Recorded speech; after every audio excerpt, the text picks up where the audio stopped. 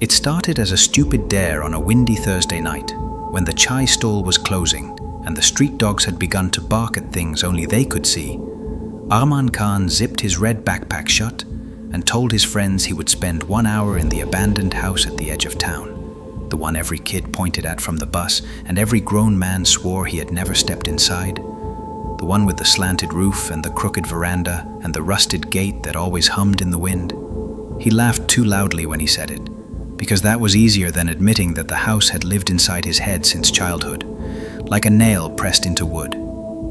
He walked alone past shuttered shops and unlit alleys, until the town ended and the empty fields began. The moon was thin and mean, and the wind kept stealing the warmth from his skin. The house rose from the ground, like a black tooth, taller than it looked from the road, its windows filmed with decades of dust, and something like ash smeared in finger-wide lines across the panes. Arman climbed the broken wall and dropped into the yard, where the grass was brittle and the smell of old rain clung to the soil. The gate creaked, though he didn't touch it, and something metal clinked inside the porch, as if a chain were turning over slowly in its sleep. He told himself out loud that this was nothing, only the night and a loose hinge. He took his phone out, battery at 78%. His flashlight cut a narrow white tunnel through the dark and found the front door. The wood was swollen and the paint had peeled into long scabs that curled away like dried fish skin. He pressed the handle and the door gave with a soft, wet breath. The air inside was colder and smelled of damp plaster and old varnish and the sourness of closed rooms. Arman stepped over the threshold, and every sound outside thinned to a whisper, as if the house had drawn a curtain over the world. His beam skimmed over a hallway of faded wallpaper and picture frames that held rectangles of ghost white where photographs had once been. A long runner carpet collapsed in ripples, as if something had crawled under it and gone still. The wind died the moment he entered, and the silence took on a shape he could feel. He was aware of his heartbeat sitting too high in his throat, and of the backpack strap biting his shoulder, and of the strange way his phone battery fell to 71. Though he'd only been inside a minute, he said 1 hour to no one and checked the time and told himself not to check it again. He moved forward past a doorway with a dangling curtain of beads that chimed once as he passed without touching them. The lounge on the left held a low blackened fireplace and a sofa under a sheet that had yellowed where hands might rest. The footprint dust on the floor had a pattern, his own soles printed over something smaller, older, many, many more. He knelt and ran the light along the boards and saw scratches not quite like scratches, more like writing done with a nail and a shaking hand. He didn't read it, didn't want to. He moved on. The corridor funneled him toward a staircase with a banister slick with old polish, and a tarnished mirror hung at the bend. And though the glass was dim, his own face returned to him, delayed by the smallest fraction, as if his reflection had to remember who he was. He laughed again and said, "Mirror leg," and the laugh died without echo. Upstairs, the landing was a crossroad of doorways yawning black. A slim wind of cold crept over his knuckles. Though the windows did not rattle and the house seemed to breathe in long, shallow pulls, Arman told himself he would start with the room nearest and end with the attic if there was one. He would film a minute or two for the group chat. He would be brave by narrating. The beam pushed into the first room and fell upon a bed of iron and a wardrobe with a cracked oval mirror and a calendar still pinned to the wall. The page was 30 years old, the date circled in red again and again until the circle had torn the paper. His phone chimed with no signal icon, briefly flaring and then disappearing. He looked down to see the battery at 62, and his throat tightened with a dumb anger, because technology going weird felt more real than ghosts. He put the phone into airplane mode, as if that could stop time leaking out of it. The sound of settling wood came from the ceiling, like a soft foot, crosses from one corner to the other. Arman told the house, "I hear you, and I'm not impressed," and the house answered with nothing at all. He moved to the second room, where children's wallpaper peeled in strips, and a shelf of toys sat facing the wall as if they had been punished decades ago. He let the light rest on a wooden horse with a missing ear and on a small drum whose skin was split. He whispered hello without meaning to and from somewhere. A music box bargained out 3 slow notes and stopped like a mouth closing over a secret. He told himself it was the wind, and there was no wind. He swung the beam and found a line of pencil marks on the doorframe. Heights recorded in years, initials beside them. One set of initials repeated every few months, as if someone measured the same child again and again, refusing to believe he had not grown. Beneath the last mark, the wood was gouged violently, and a word had been cut until it split the grain. Don't, just don't. He backed away and turned to the corridor, and there again was the tarnished mirror at the bend of the stairs. And there was his face, and this time he saw it clearly. His reflection blinked a fraction before he did. A pre-echo, like a teacher prompting a child. He stood there longer than he meant to, raising one hand and then the other, and the mirror kept up perfectly. Except he knew it was leading, not following. His mouth went dry. He dragged the beam from the mirror and marched to the last door at the landing, as if speed could make him brave. The door opened onto a study crowded with furniture that had been herded to the middle of the room and covered with a tarpaulin like a sleeping animal. A typewriter sat alone on a desk under the window, and a sheet of paper remained in its teeth. His light found the words hammered in unevenly. Stay where your eyes can see you. He wanted to take a photo, and his thumb fumbled the camera open, and the screen brightened and the shutter clicked. Even though he had not pressed it, and the phone saved an image he didn't remember framing, he stared and saw a photo of the mirror on the stairs, and his own face in it, and someone else behind him who was also him, but thinner, tired, smiling as if at a joke he had finally understood.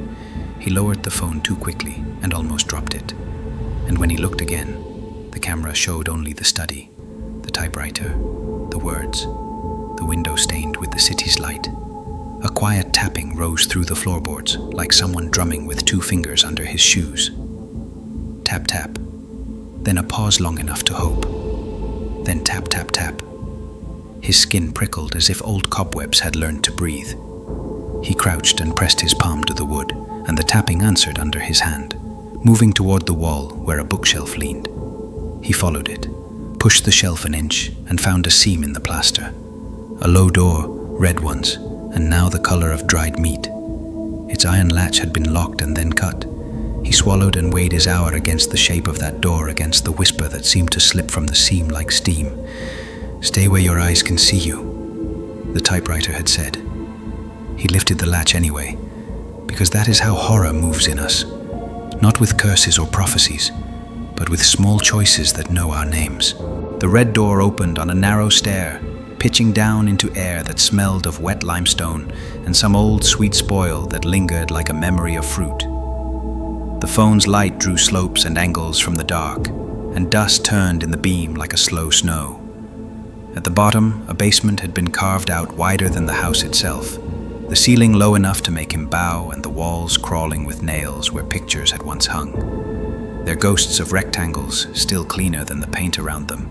The floor was poured concrete cracked like a dry lake, and something metallic lay half embedded in it, a rusted tricycle sunk to the handlebars. On the far wall, a clothesline sagged with Polaroids clipped in rows like teeth in a grin. His breath fogged the air, and he saw the pictures were of the house from the inside. The lounge, the stairs, the children's room, over and over across seasons and years, as if someone had been documenting the rooms from the exact same angle again and again. And in every set, there was a figure, a little further into frame.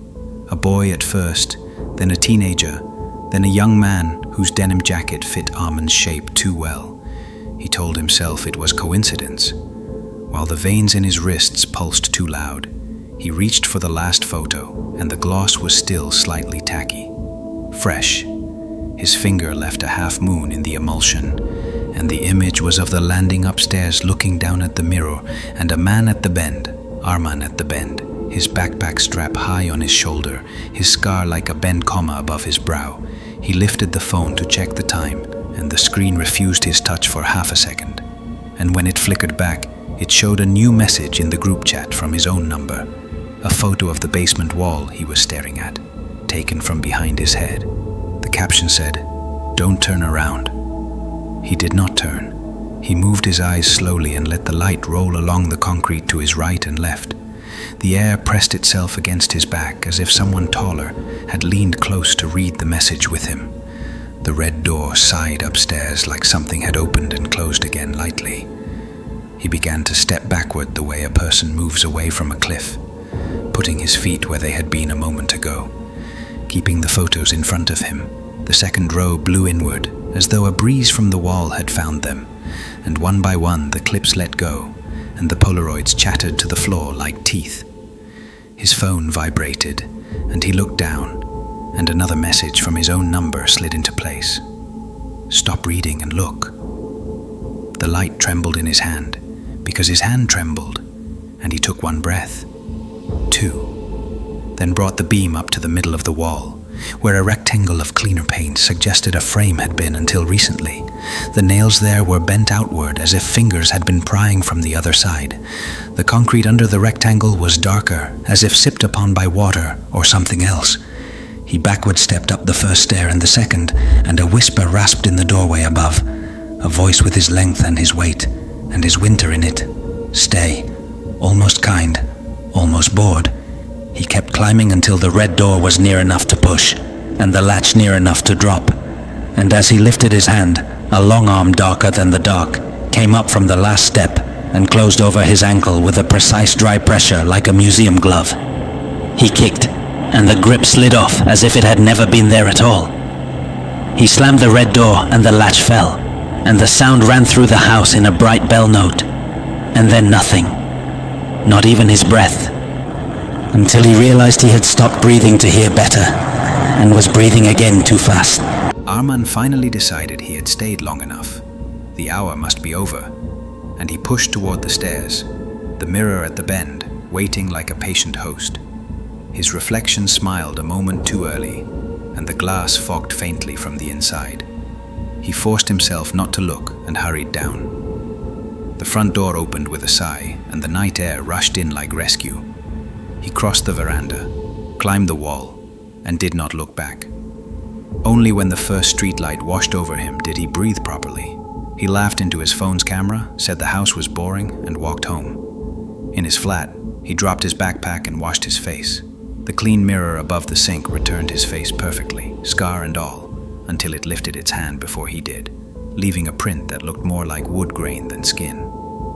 His phone buzzed from the other room, a new message sent from his own number, a photo of him standing at the bend of the old staircase.